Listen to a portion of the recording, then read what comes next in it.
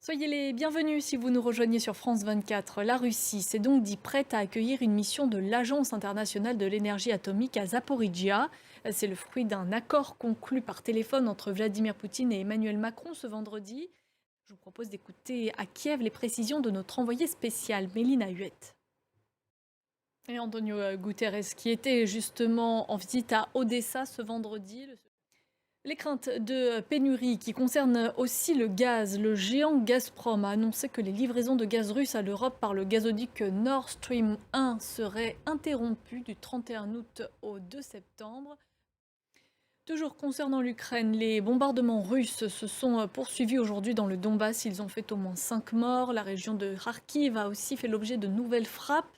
La veille, elles avaient causé la mort de 6 personnes. Léo Péchard. Plus à l'ouest, la ville de Boutcha, elle ne s'est toujours pas remise du massacre de près de 500 civils et prisonniers de guerre. C'était en mars dernier. Aujourd'hui, l'heure est à l'inhumation des corps, même si toutes les victimes n'ont pas encore été identifiées. C'est un reportage de Mélina Huette, Reid Abouzaïdeh et Rob Parsons. Dans l'actualité en France maintenant, le pire est désormais passé pour la Corse, mais les habitants et les touristes sont toujours sonnés. L'île a été frappée jeudi par des orages meurtriers qui ont fait 5 morts. Thomas Cuny. Et l'Europe centrale a elle aussi été frappée par une tempête meurtrière. En Autriche, 5 personnes ont été tuées, dont 2 enfants. Amine Babaïssa. À Londres, la grève des transports en commun a été très suivie ce vendredi. Le métro s'est retrouvé quasiment paralysé, tandis que le reste du réseau était très perturbé. Les salariés en grève protestent contre l'inflation qui a dépassé les 10% le mois dernier.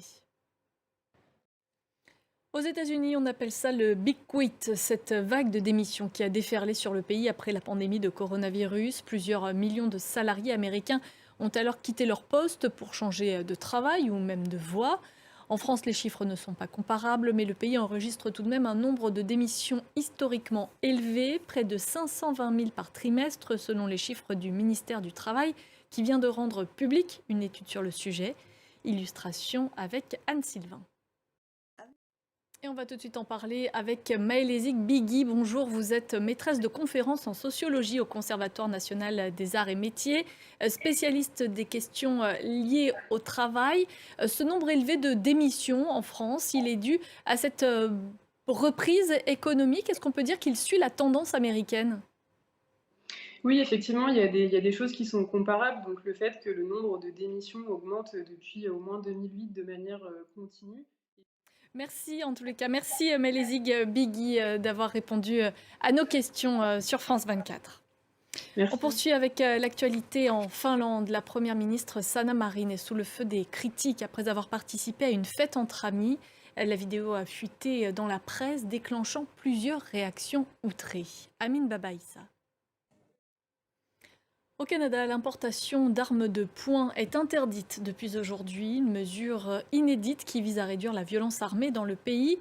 Mais beaucoup, vous allez le voir, doutent de son efficacité. C'est un reportage de nos correspondants François Riouet et Johan Profeta. C'est la fin de ce journal. Merci de votre attention. L'information continue sur France 24.